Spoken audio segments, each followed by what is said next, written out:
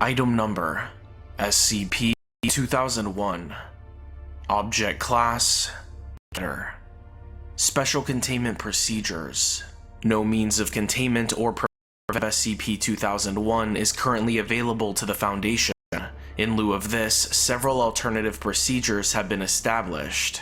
Gamma-type individuals and Beta-type individuals not affiliated with NASA or any other space-related organization should be monitored and detained if necessary. Individuals employed or affiliated with space-related organizations who show signs of Gamma or Beta-type infection should be removed from service and administered amnestics. Effective October 21st, 2000. All individuals afflicted with Alpha-type symptoms should be detained in Wing of Sector. Under no circumstances should Alpha-type individuals be allowed access to any astronomical or spacefaring equipment. Mandatory SCP-2001 training is in effect for all Foundation staff. Addendum, April 22nd, 19. In light of Incident 2001-19-A, all Foundation employees showing symptoms of SCP-2001 are to be removed from service immediately. See Incident Report 2001-19-A, Level 4 clearance or higher. Description: SCP-2001 is an anomalous series of neural oscillations that occur during 3 of the 4 stages of human sleep. During one of these 3 stages, the amygdala spontaneously enters a state of heightened activity for a period of 10 to 15 minutes. Footnote 1.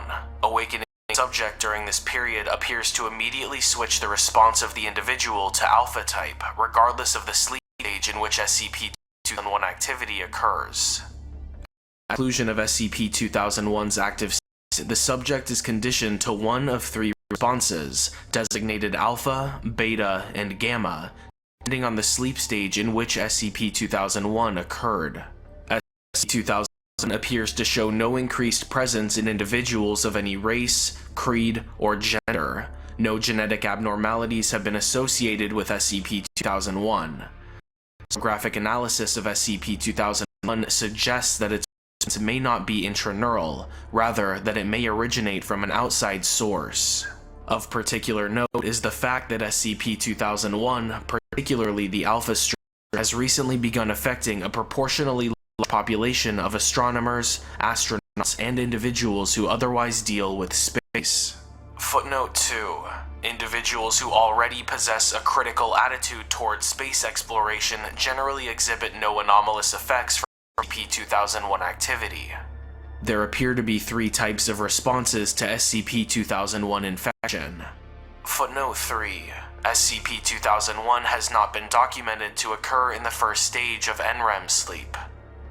Gamma. Subjects who experience SCP-2001 during the second stage of NREM, or non-rapid eye movement sleep, are designated Gamma-type individuals. Gamma-type individuals are almost indistinguishable from the ordinary population, save for a disparaging attitude towards the topic of space travel. Gamma-type individuals show an active aversion to discussing space or space exploration in conversations, and will avoid any and all organizations pertaining to the study and development of human space exploration. It's estimated that % of the population is currently affected by Gamma-type symptoms of SCP-2001. Beta.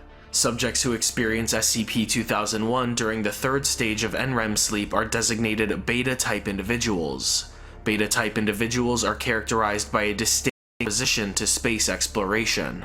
Beta-type individuals holds the importance and safety of space travel in conversations, citing it as extremely dangerous or fruitless. Also common among Beta-type individuals is the tendency to construct elaborate conspiracy theories regarding humans in space. An estimated % of popular space-related conspiracies are directly linked to one or more Beta-type carriers, including. Of note is the fact that the aforementioned individual never had any contact with the SCP Foundation or any of its affiliates. Alpha. The presence of SCP-2001 during any stage of REM sleep produces an alpha-type individual.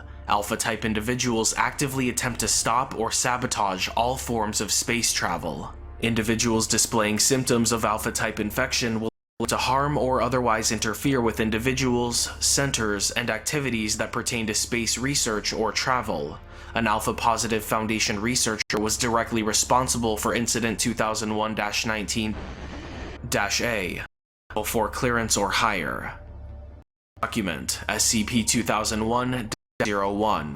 Incident Report 2001-19-A. Level 4 required. Access granted. Security memetic. We did not fail the date, April 22nd, 19. Location, Foundation Outpost 12 within NASA Command. Coordinate. Note, junior researcher was in perfect mental health at the time of the incident. No, he was not insane. No, he was not under any form of psychic control. He was an alpha-type carrier of SCP-2001, and that is all. Dr. The following takes place during the launch of the SCPS. A manned Foundation shuttle tasked with investigation of SCP. A crew of Foundation supervisors were on hand to ensure safe takeoff and report any anomalous activity. Junior researcher was with observation of status readings. 3722.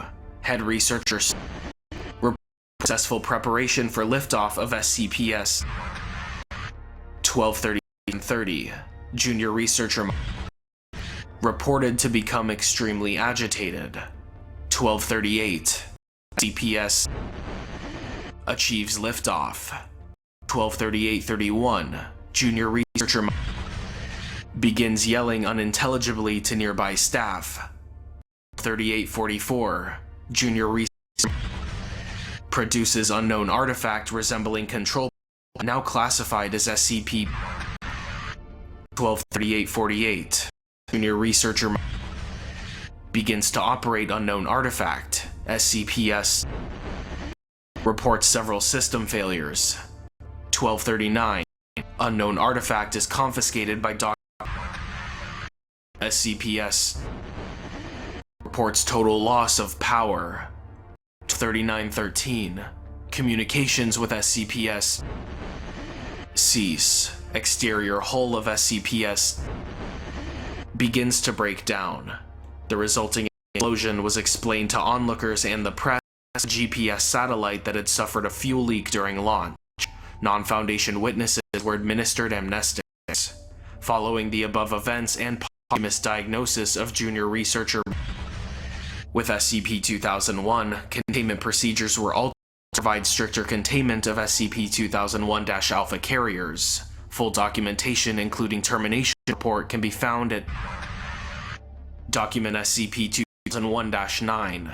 Excerpt from Journal of Junior Researcher. Level 4 clearance required. Access granted.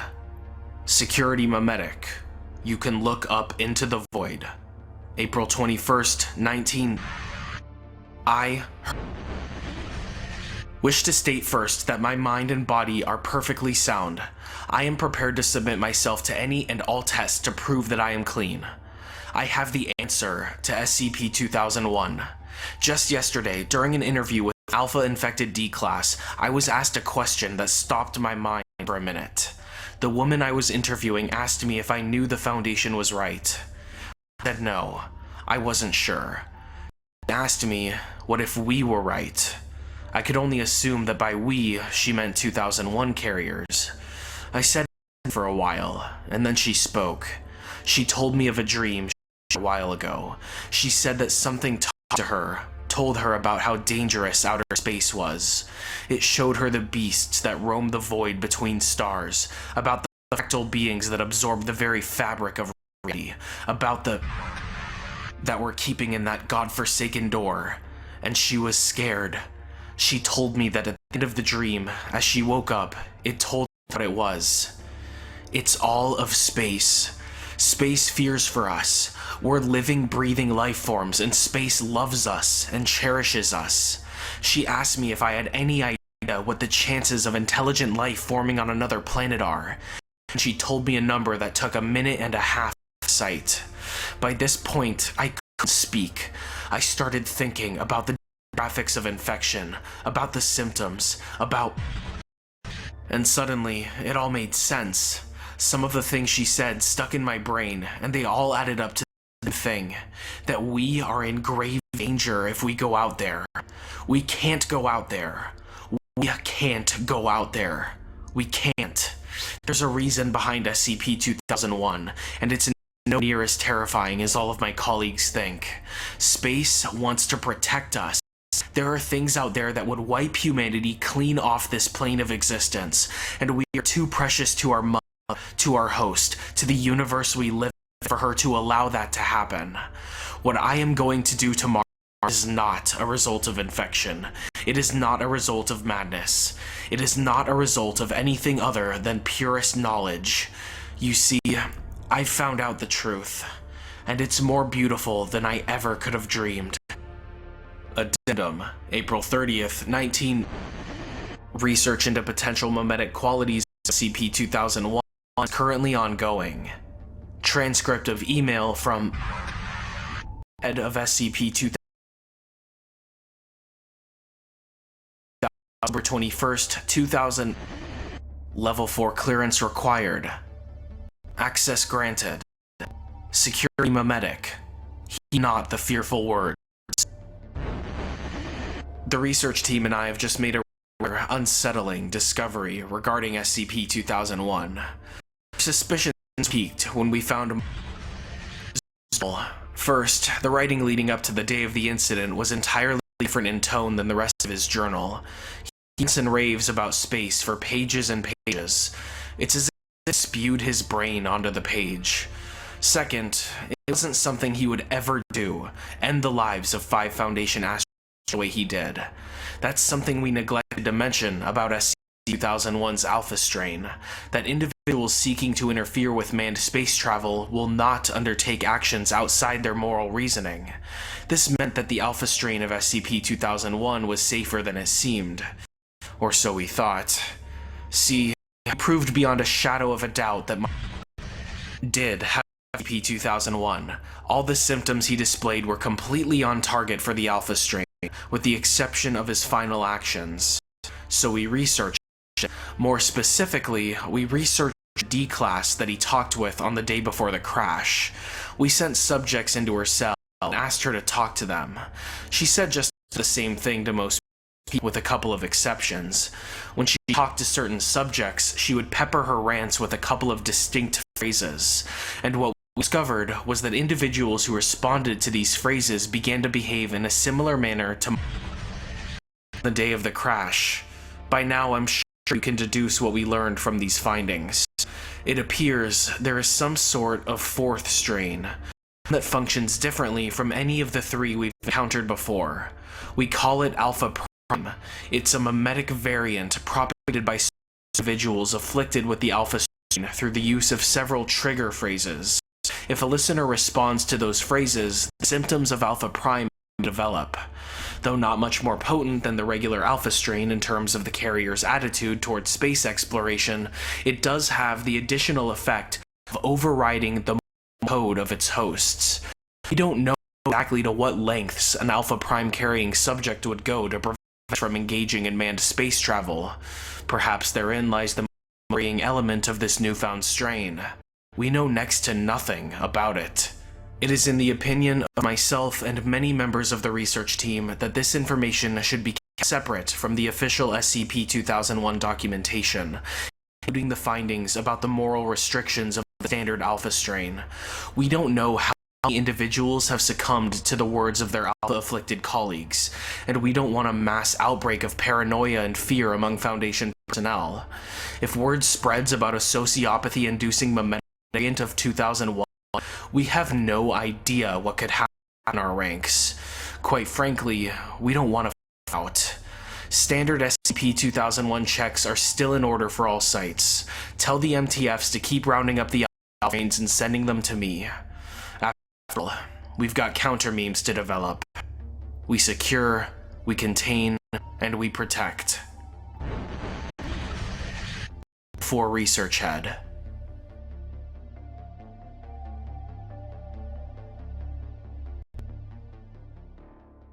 Thank you guys so much. Thank you to all of my patrons on Patreon. Special shout out to my level 4 patrons, Alexis, Zagreat, Lesby Friends, and Scrubversive, and a huge extra special shout out to my level 5 patron, Anton.